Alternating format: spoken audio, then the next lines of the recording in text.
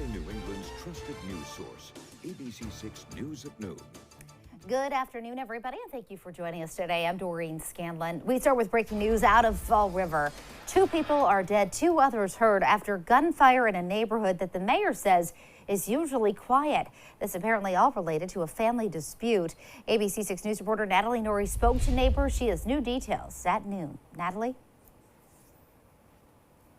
Doreen, new information coming out moments ago. Bristol County District Attorney's Office telling us 25-year-old Christopher Jean-Baptiste shot himself after shooting his fiance's sister and parents last night, killing her father. The motive, allegedly Baptiste told his fiance that he was unhappy her family was living with them at the time.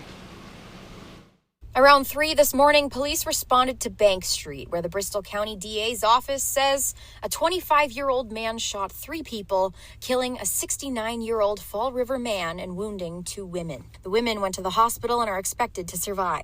A neighbor processing the information this morning found something startling on her door.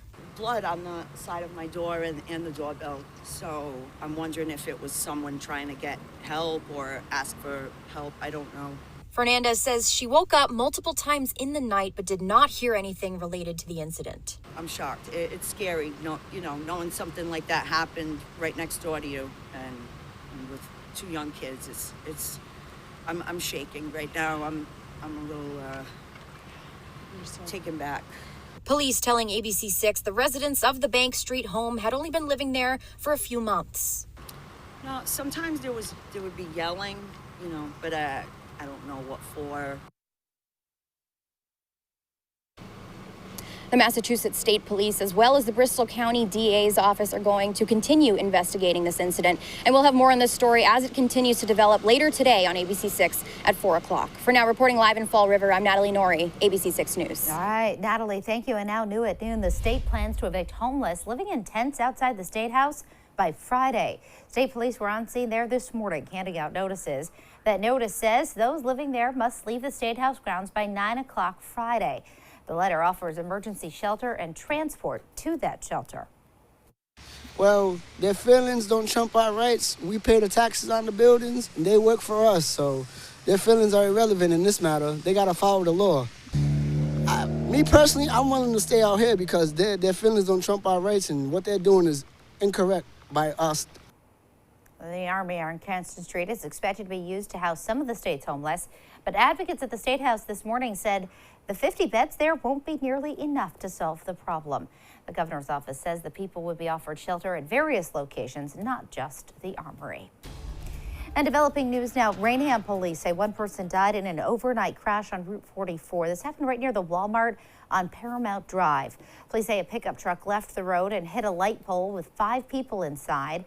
1 adult man was pronounced dead on scene. The other victims, 2 men and 2 women, had to go to hospitals with serious injuries. Route 44 reopened at 6 a.m. And an ABC6 update in Providence, where firefighters put out a fire on America Street overnight. Firefighters said it all started about 5 a.m. in a 6-unit building. 7 people were displaced. The Red Cross is assisting those who don't have another place to stay. Firefighters say they arrived to find the neighborhood filled with smoke, in part due to muggy weather conditions. There were flames coming from multiple windows on the 3rd floor. Nobody was hurt. And we turn now to the weather as we take a live look outside with our Skycam. A lot of rain this morning, kind of a dark and dreary day. Nick Morganelli is standing by with more on our forecast. Hi there, Nick. Hey, Doreen, and hello to you at home. Certainly you need the rain gear for today. It is mild, though, so I guess that's one good thing we can celebrate today is that it's 55 degrees and it is, we just finished out the first week of December. How about that? South wind at 11 responsible for bringing in that mild air, and all across southern New England it's in the mid 50s. Look at Hartford, New Haven, and Springfield in the upper 50s, as well as Norwood, Massachusetts to our north. So we've got some rain that is still with us. These showers have hung on today. They're going to slide eastward, but we do have another batch of rain off to the west that's coming in as well. It seems like this has just kind of stopped in its tracks and not progressed eastward today. So we should get a little bit of a break, though, this afternoon before this final batch of rain comes in with the cold front off to the north and west. So we'll keep showers in the forecast for this afternoon on and off light showers. And then after about 9, 10, 11 o'clock tonight, we should get some partial clearing in here. Tomorrow's highs, a little bit cooler than today. With the sunshine returning, will be in the mid to upper 40s after a warm start. Pretty much the temperature will stay steady in the mid to upper 40s all day. And then tomorrow night, it gets cold. So early Friday morning, we're looking at a frosty 30 degrees, right back to December weather to end the work week. The weekend right now looks very cool and damp, and we could see something other than rain. I'll talk more about that coming up in a little bit. Doreen? All right, Nick, thank you. Well, today marks the 81st anniversary of Japan's attack on the U.S. Naval Base at Pearl Harbor, Hawaii. Remembrance ceremonies are planned in both North Kingstown and North Attleboro this afternoon. The Japanese Imperial Navy launched the strike on December 7th, 1941, drawing the United States into World War II. More than 2,000 Americans were killed. President Franklin D. Roosevelt gave a speech to Congress the following day, famously calling the attack a date which will live in infamy. And now to an ABC6 News follow-up. Sitting in the danger zone, Massachusetts, one of 9 states considered the most unsafe for traffic safety. This is according to a new report. Rhode Island, though, is on the opposite end of that spectrum, getting high remarks. ABC6 News reporter Yanni Tregellis asked law enforcement in both states why the difference. New driving data released by the Advocates for Highway and Auto Safety showing Massachusetts stuck in neutral when it comes to roadway safety. One of 9 states, according to the study, to fall in the danger category. The differences aren't great, but they're enough to create, an impact. While Massachusetts ranks near the bottom, Rhode Island at the top, as one of just 6 states to get a good grade, with 10 of the recommended 16 laws by the group already in place. I wasn't surprised. Captain Robert Hart with the Warwick Police Department telling ABC6 the laws the Ocean State has in place have proved life-saving at the scenes of crashes he's responded to. While Rhode Island currently implements 10 of the laws, Massachusetts only with 5. And according to the report in 2021, 67 people killed on Rhode Island roadways. Meanwhile, in Massachusetts, that number over 400. Unlike the highway, people drive crazy. Drivers in Massachusetts not surprised to hear about the differing scores between the 2 neighboring states. I shouldn't even say this, but I hardly wear my seatbelt, but I'm reminded daily by my passenger to put on my seatbelt.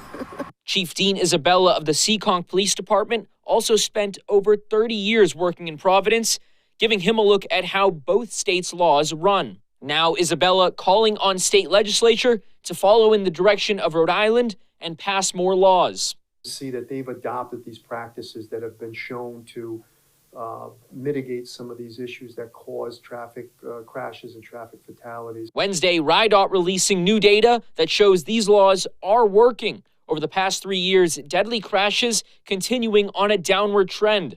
So far this year, just 45 deadly crashes happening on Rhode Island roadways through the first 11 months of the year.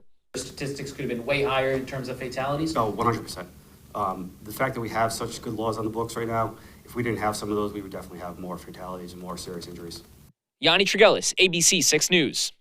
And still to come on the news at noon. It's finally over. The Georgia midterm election runoff results are in. What it means for the balance of power in the Senate. And later, Apple AirTags labeled dangerous devices in a new class action lawsuit. How one woman says her ex used the AirTags against her.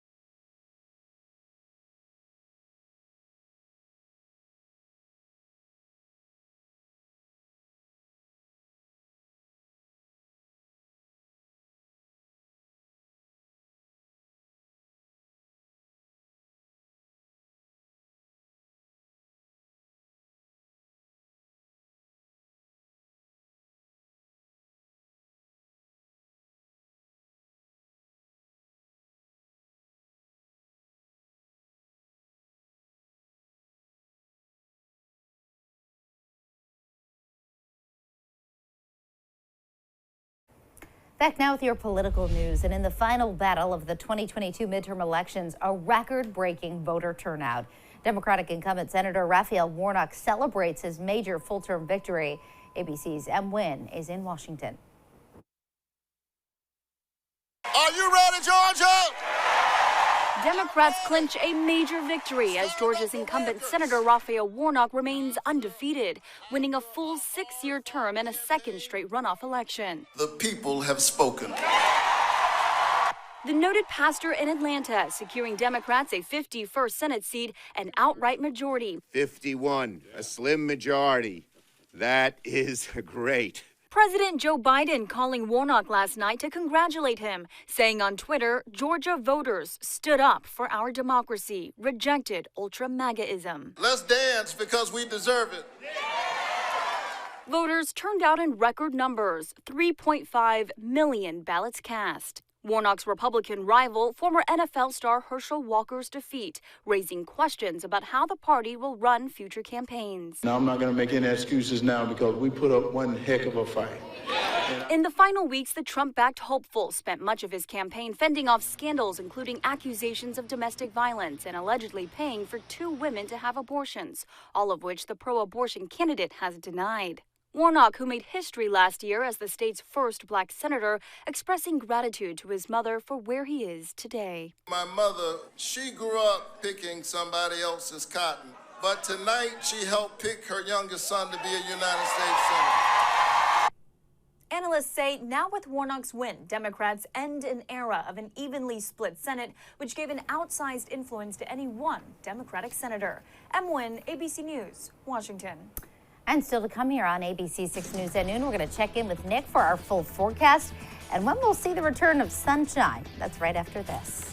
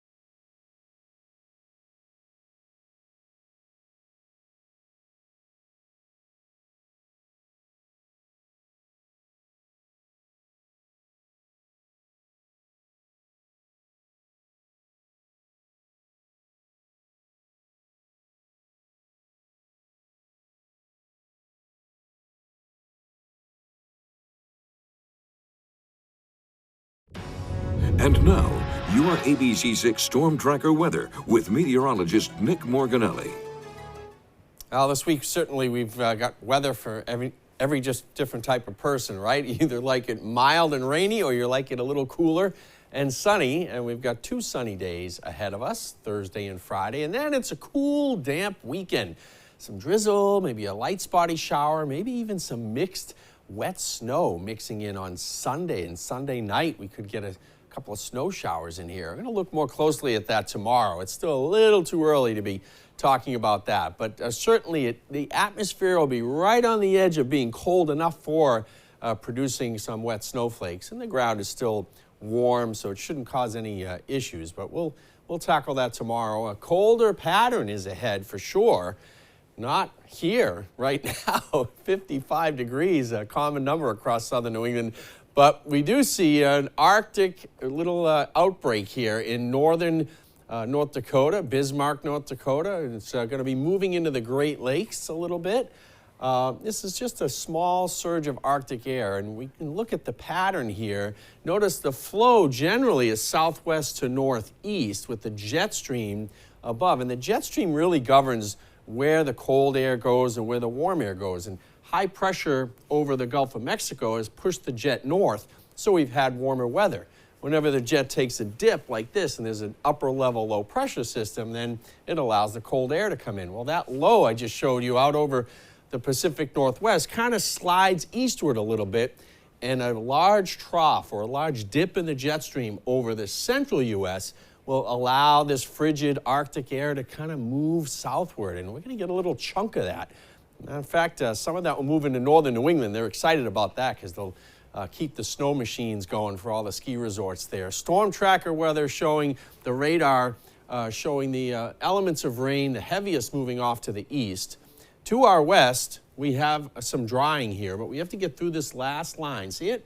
Right here in central New York, that's the cold front that's moving in. So as this low and the cold front pushes through this evening, we'll see the last rounds of rain, and then the dry air starts to work in with high pressure. And notice the wind direction now as the high moves closer and this low offshore really blossoms and intensifies. Get this northeasterly flow off the ocean. That's going to be with us all weekend long to keep us quite damp around here and cool. 45 tonight, partial clearing. Tomorrow, sunny, 50 degrees.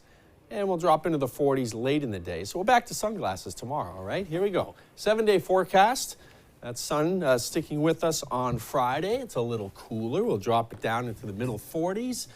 And then Saturday and Sunday, it's close to 40. It's maybe a little bit of a drizzle, spotty shower.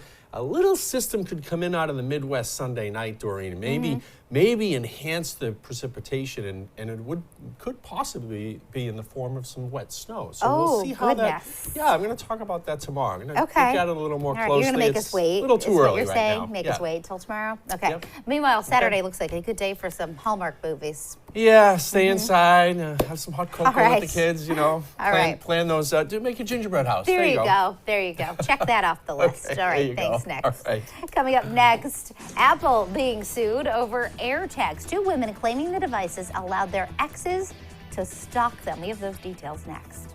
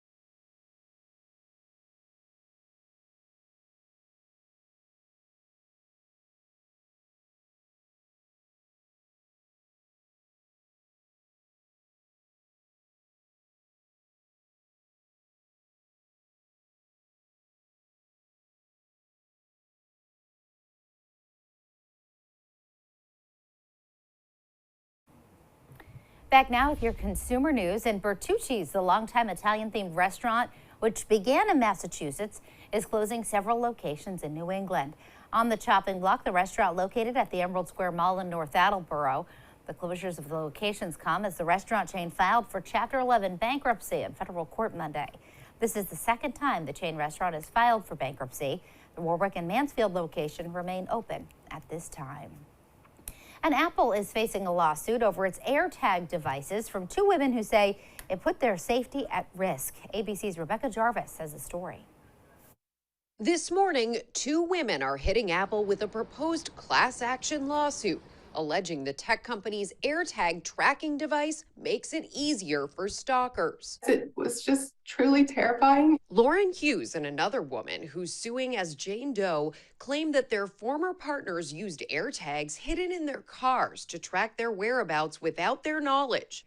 Hughes says she believes her ex placed the device she found on her wheel in order to track, harass, and threaten her. He had been leaving things at my door, so I made the decision to move to a new place.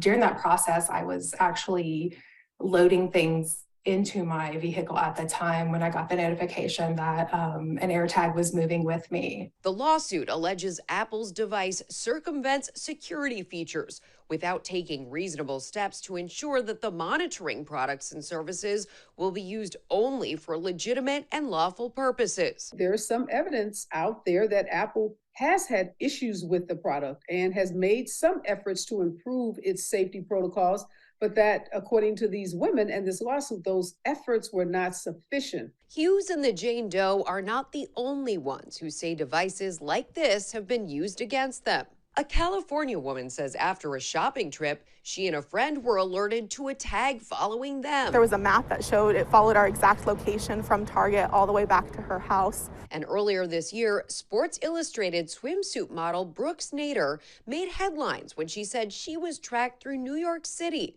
suspecting the tag was placed in her coat when she wasn't looking. I was already on my walk home. Halfway home, I got the notification that was like, someone's tracking you and has been for a while. It was the scariest moment ever. And that was Rebecca Jarvis reporting. Still to come here on the news at noon, can you guess the most searched word on Google? Chances are you did it. Plus, we'll check in with Nick for another look at the afternoon forecast right after this.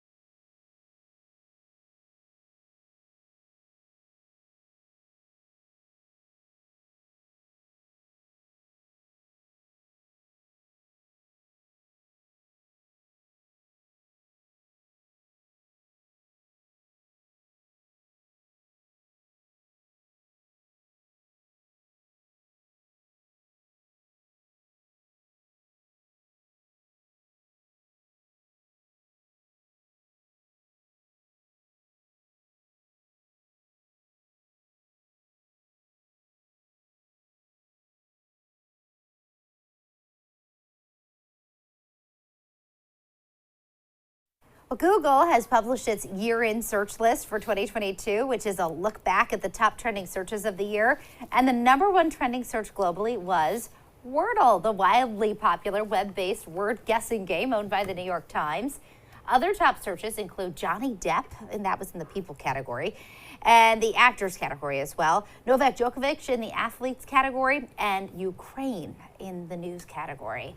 I'm wondering, though, how many of those people who searched Wordle looked up Wordle answer so that they could cheat and find out what the answer I know was. a lot of people that do Sudoku. Yeah. I don't know. Well, Yeah. Wordle's a good one, too. It's Yeah, a good it brain is. game. Yeah. Yeah, all right, well, let's check the weekend forecast Okay. and before we get to the 7-day again. There it is. I mean, kind of, it's dank, right? We Yep. said dank is another word for damp, and it's really going to be cool and raw with that northeasterly wind off the ocean. Sunday night, we'll be watching for the potential for some snowflakes or snow showers that leads us into the Monday morning commute. But for now, we'll just say it's a damp, cloudy weekend. Yep. Enjoy the next 2 days with that All right. sunshine, okay? Maybe drag out the Wordle on Saturday, There because you you might go. be inside for a while. Play a game, yeah? Yeah, all right, Nick. Thank you so much, and thank you for joining us for the news at noon. The news continues first at 4.